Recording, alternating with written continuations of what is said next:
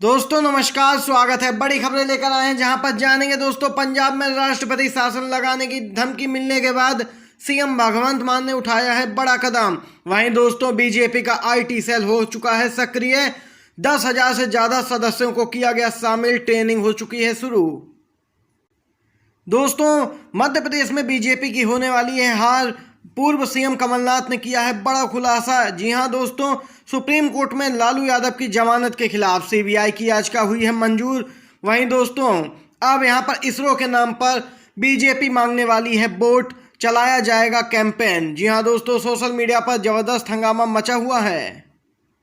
वहीं जानेंगे चंद्रयान-3 की लैंडिंग पॉइंट का नाम शिव शक्ति रखने पर यहां पर हंगामा हो चुका है तेज, कांग्रेस हमलावर हुई है। वहीं दोस्तों बताएंगे क्यों गृह मंत्री अमित शाह की रैली हुई है फ्लॉप। राजस्थान में बीजेपी को लगने वाला है क्या बड़ा झटका। जी हां दोस्तों, इसी प्रकार की तमाम बेहद बड़ी खबरें आप तक आगे वीडियो में पहुंचाएंगे।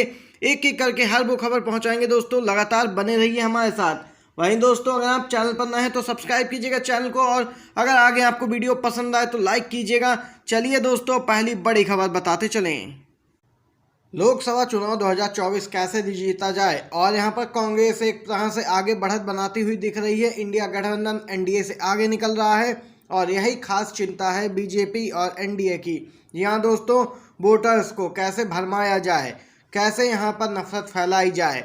आईटी सेल ने 10,000 से ज़्यादा सदस्यों और नए लोगों को ट्रेनिंग देने का काम शुरू कर दिया है। जी हाँ दोस्तों, बीजेपी आईटी सेल सक्रिय है और यहाँ पर 2024 लोकसभा चुनाव को लेकर उसने अपनी तैयारियां शुरू कर दी हैं। दोस्तों बीजेपी के चुनाव जीतने के पीछे इसी आईटी सेल का मुख्य किरदार रहता है, अहम रोल रहता है। बीजेपी इस प्रशिक्षण शिविर में 10,000 से ज़्यादा आईटी सेल के सदस्यों को ट्रेनिंग देने वाली है। दोस्तों बताते चलें, भाजपा अपने आईटी सेल और सोशल मीडिया मशीनरी के लिए एक मेगा प्रशिक्षण शिविर का आयोजन करने वाली है। सेल के सदस्यों को ट्रेनिंग दी जाएगी। ट्रेनिंग का दोस्तों मुख्य लक्ष्य है कि कैसे वोटर्स को भरमाया जाए, कैसे कांग्रेस पार्टी के खिलाफ यहां पर उन्हें राजी किया जाए, और दोस्तों कैसे उन पर अपना प्रभाव जमाया जाए जिससे वो 2024 के लोकसभा चुनाव में बीजेपी को अपना वोट दे दें। तो वहीं दोस्तों इसी के साथ एक और बड़ी खबर की तरफ चलते हैं। दोस्तों सुप्रीम कोर्ट के जज ने कह दिया है बड़ा खुलासा, कानून विवादों को सुलझाने के लिए होते हैं, ना कि स्वयं विवादित बनने के लिए। लगातार मोदी सरकार द्वारा कानूनों से छेड़छाड़ के बीच सुप्रीम कोर्ट के जज का बड़ा बयान निकल के आया है। यह बात दोस्तों उच्चतम न्यायालय के न्यायाधीश न्यायमूर्ति संजीव खन्ना ने कही है। न्यायमूर्ति खन्ना मौजूदा मुख्य न्यायाधीश डीवाई चंद्रचूड़ के बाद मुख्य न्यायाधीश यानी कि सीजेआई बनने की कतार में हैं। दोस्तों उन्होंने एक पुस्तक विमोचन समारोह में हिस्सा लिया था। इस दौरान वह अपना भाषण दे रहे थे। उन्होंने कहा कि इस पर ध्यान दिया जाना चाहिए कि कानून विवादों को सुलझाने के लिए होते हैं, ना कि स्वयं विवाद बनने के लिए। उनका इशारा कहें तो दोस्तों मोदी सरकार की तरफ ही था। एक तरफ दिल्ली सेवा कानून पर यहाँ पर विवाद बढ़ता ही जा रहा है, विवाद सुलझने की जगह। दूसरी बात है दोस्तों, लगातार एक के बाद एक मौजूदा कानूनों में बदलाव को लेकर भी केंद्र सरकार विपक्षी दलों के निशाने पर तो है ही, इसके साथ ही अब सुप्रीम कोर्ट के जज ने भी बड़ी बात कर दी है, इशारों ही इशारों में बिना किसी का नाम लिए। देख सकते हैं ये बड़ी खबर दोस्तों निकल के आई। चलिए इसी के साथ एक और बड़ी खबर बताते चलें। ईवीएम को लेकर दोस्तों एक बार फिर से यहां पर मामला गर्माता हुआ दिख रहा है। इसी साल होने वाले एमपी सहित 5 राज्यों के विधानसभा और अगले साल लोकसभा चुनावों के पहले ईवीएम पर फिर सवाल उठने लगे हैं। मध्य प्रदेश के पूर्व सीएम और कांग्रेस ने यहां पर ईवीएम कमेटी के अध्यक्ष दिग्विजय सिंह ने इस मसले पर मुख्य चुनाव आयुक्त और चुनाव आयोग पर निशाना साधा है। राज्यसभा सदस्य दिग्विजय सिंह ने ट्वीट करके कहा कि इलेक्शन कमीशन ऑफ इंडिया विपक्षी गठबंधन इंडिया के सहयोगी दलों को मिलने तक का समय नहीं दे रहा है। क्या यह मुख्य चुनाव आयुक्त के इशारे पर हो रहा है? क्या चुनाव आयोग की बीजेपी के साथ कोई सेटिंग है, मिलीभगत है, जिसके चलते ऐसा किया जा रहा है? यहाँ पर दोस्तों ट्विटर पर ट्वीट किया है दिग्विजय सिंह ने कहा कि चुनाव आयोग की विश्वसनीयता समाप्त होती जा रही है। अब न सिर्फ ईवीएम के सवालों का जवाब देने से चुनाव आयोग बच रहा है, बल्कि विपक्षी दलों को भी इग्नोर कर रहा है। गौरतलब है इंडिया गठबंधन के राजनीतिक दलों ने दोस्तों अपने कुछ प्रश्नों के साथ चुनाव आयोग से मिलने का समय मांगा था, मगर ईमेल तक का जवाब नहीं दिया गया है। देख सकते हैं ये बड़ी खबर निकल के आई दोस्तों। इसी के साथ चलिए एक और खबर की तरफ चलते हैं। दोस्तों, अपने बयानों से भाजपा और पीएम मोदी के लिए लगातार असहज स्थिति पैदा करने वाले पूर्व राज्यपाल सत्यपाल मलिक अब यहां पर इन दिनों मुश्किलों में हैं। दोस्तों, दिल्ली में अपना ठिकाना बदलने जा रहे हैं। आपको दोस्तों बताते चलें, फिलहाल वह दक्षिणी दिल्ली में 2 कमरों के एक फ्लैट में रहते हैं। फ्लैट काफ़ी छोटा है। हाल में बामुश्किल 5 से 6 लोगों के लिए बैठने की ही व्यवस्था है और इसका किराया भी 55,000 रुपये प्रति महीना है। सत्यपाल मलिक का कहना है कि इतना किराया चुकाने में उन्हें दिक्कत हो रही है, इसलिए उन्होंने मौजूदा सोसाइटी में ही 1 कमरे के फ्लैट में शिफ्ट होने का फैसला किया है। दोस्तों, बताते चलें, केंद्र सरकार पर सरकारी मकान देने में भेदभाव का आरोप लगा है। नियम के मुताबिक पूर्व राज्यपाल को आवास मुहैया कराने का फिलहाल कोई प्रावधान नहीं है, लेकिन जम्मू कश्मीर के पूर्व राज्यपाल के नाते उन्हें सरकारी खर्च पर दिल्ली में मकान मिलना चाहिए था। उन्होंने दावा किया कि पूर्व राज्यपाल के नाते उन्हें कोई धनराशि नहीं मिल रही है, जबकि अन्य राज्यपालों को यहां पर आवास भी मुहैया करा रही है सरकार। इसके साथ ही सत्यपाल मलिक ने केंद्र सरकार पर आवास ही नहीं बल्कि उचित सुरक्षा भी मुहैया नहीं कराने का आरोप लगाया है। दोस्तों, देख सकते हैं ये बड़ी खबर निकल के आई है। चलिए दोस्तों, इसके साथ एक और खबर की तरफ चलते हैं। आज भारत चांद पर है, इसके लिए श्रेय नेहरू जी को देना चाहिए। उन्होंने इसरो की स्थापना की है। केंद्रीय मंत्री ने दिया बयान तो बीजेपी आ गई बैकफुट पर। दोस्तों, बीजेपी वाले श्रेय लेने में सबसे आगे रहते हैं। चंद्रयान 3 की सॉफ्ट लैंडिंग के बाद पूरा देश खुशी मना रहा है, तो दूसरी तरफ बीजेपी वाले इसरो के साइंटिस्ट को यहाँ पर भूल चुके हैं और खुद श्रेय लेने के लिए आगे आ गए हैं। तमाम जगह बीजेपी कार्यकर्ता पोस्टर लगा रहे हैं जिसमें पीएम मोदी और तमाम बीजेपी के बड़े नेताओं की फ़ोटो होती है, लेकिन इसरो के कोई भी साइंटिस्ट की फ़ोटो नहीं होती है। इसी बीच अब केंद्रीय मंत्री अर्जुन राम मेघवाल ने बड़ा बयान दे दिया है। उन्होंने कहा कि आज भारत ने जो सफलता पाई है, भारत जो चांद पर है, इसके लिए श्रेय तो सिर्फ नेहरू जी को ही जाता है, क्योंकि उन्होंने ही इसरो की स्थापना की थी।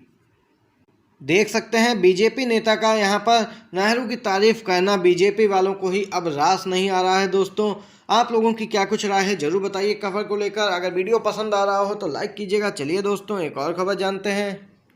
पंजाब में राष्ट्रपति शासन लगाने की धमकी मिलने के बाद सीएम भगवंत मान ने बड़ा खुलासा किया है। सीएम भगवंत मान ने कहा कि चयनित सरकार को राज्यपाल यहां पर गिराना चाहते हैं और यहां पर वह केंद्र के इशारे पर काम कर रहे हैं। दिल्ली के बाद पंजाब में भी आप सरकार और राज्यपाल के बीच विवाद जारी है। पंजाब के सीएम भगवंत मान ने कहा कि एक चयनित राज्यपाल को निर्वाचित प्रतिनिधियों को धमकाने का कोई नैतिक अधिकार नहीं है।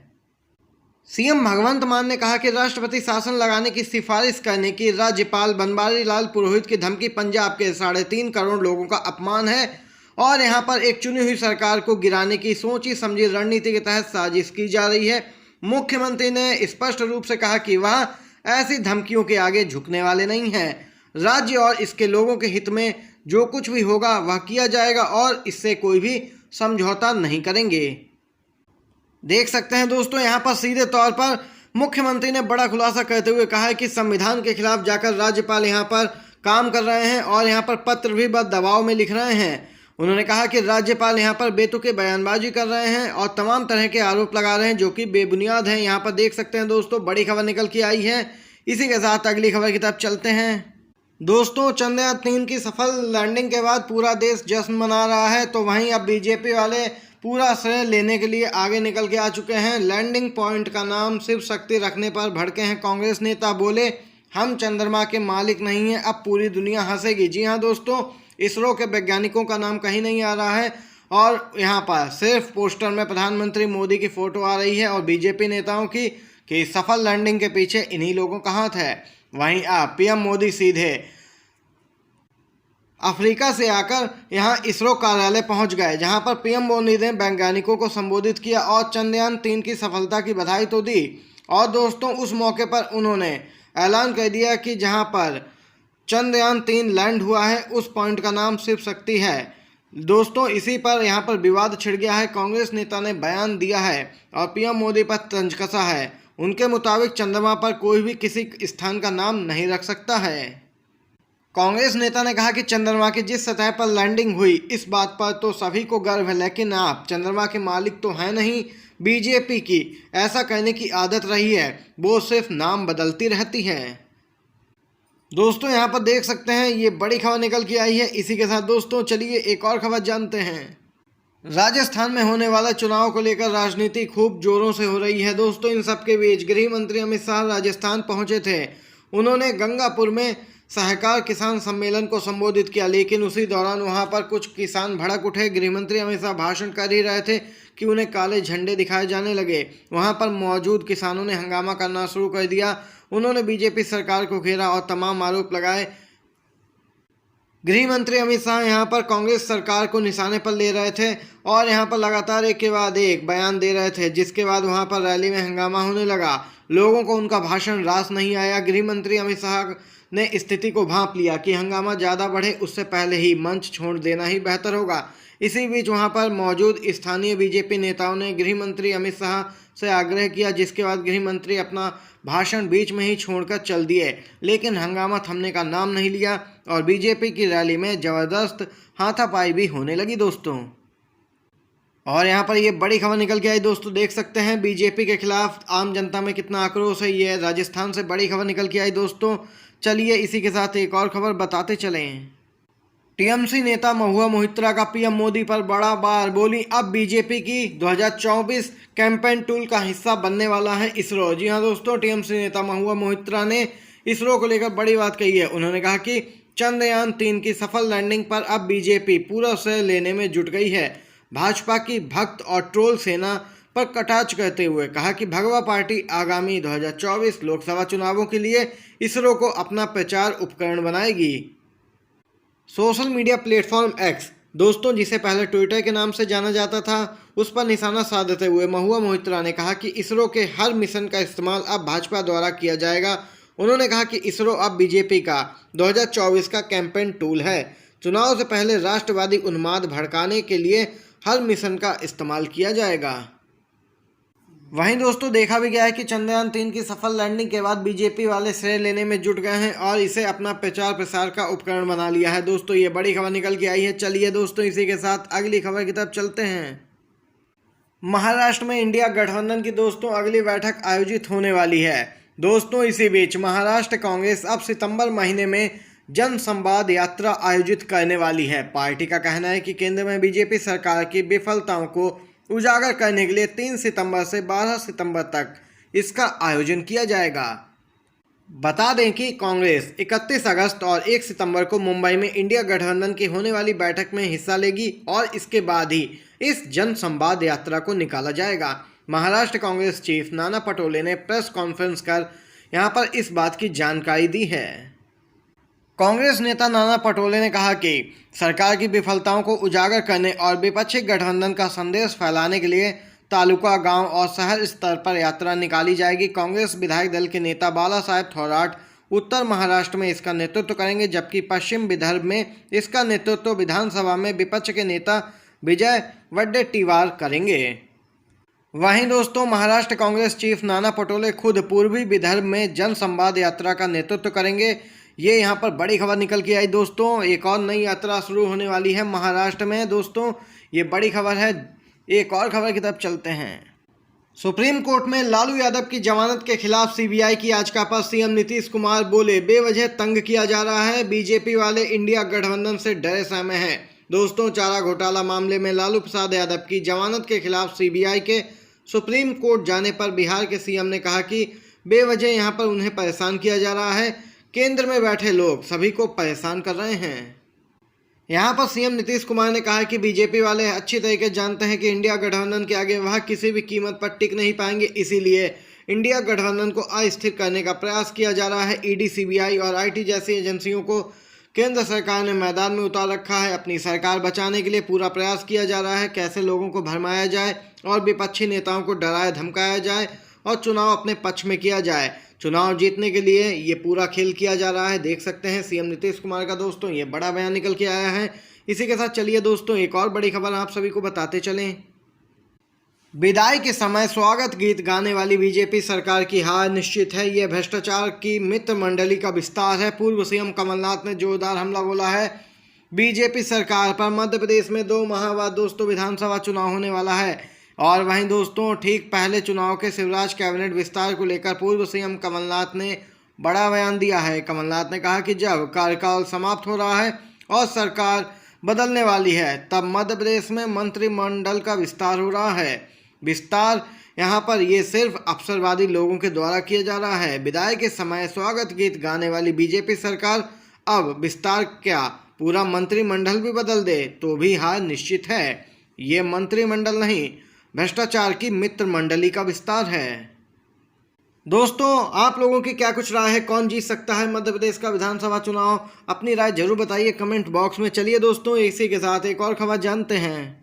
दोस्तों यहाँ पर बड़ी खबर निकल के आ रही है दिल्ली से। G20 की बैठक के दौरान दिल्ली बॉर्डर तमाम घरों की खिड़कियां बंद करने का आदेश दिया गया है। इतना ही नहीं, यहाँ पर रहने वाले लोगों को बैठक के दौरान करीब एक सप्ताह तक छत पर नहीं जाने का भी आदेश दिया गया है। दोस्तों G20 सम्मेलन आयोजित होने वाला है 8 से 10 सितंबर के बीच और इसी बीच यहाँ पर दोस्तों गाइडलाइंस जारी कर दी गई हैं। दिल्ली 3 दिनों के लिए बंद रहेगी। सरकारी कार्यालय, विद्यालय और यहाँ पर तमाम जगह पर बंद रहेगा, जिसके कारण ट्रैफिक की कोई समस्या उत्पन्न ना हो। वहीं दोस्तों आपको बताते चलें अब यहाँ पर एक और आदेश जारी किया गया है, जिसके बाद बीजेपी बैकफुट पर आ गई है। विपक्षी हमलावर हो चुके हैं।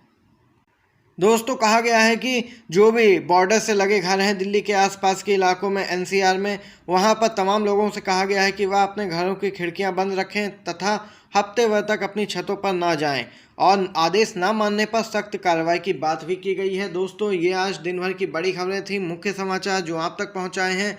अगर वीडियो पसंद आया हो तो लाइक कीजिएगा, शेयर कीजिएगा, चैनल पर नए हैं तो सब्सक्राइब कीजिएगा चैनल, जिससे कि लेटेस्ट न्यूज़ दोस्तों आप तक सबसे पहले पहुँचे। आप सभी का वीडियो देखने के लिए दोस्तों बहुत बहुत धन्यवाद।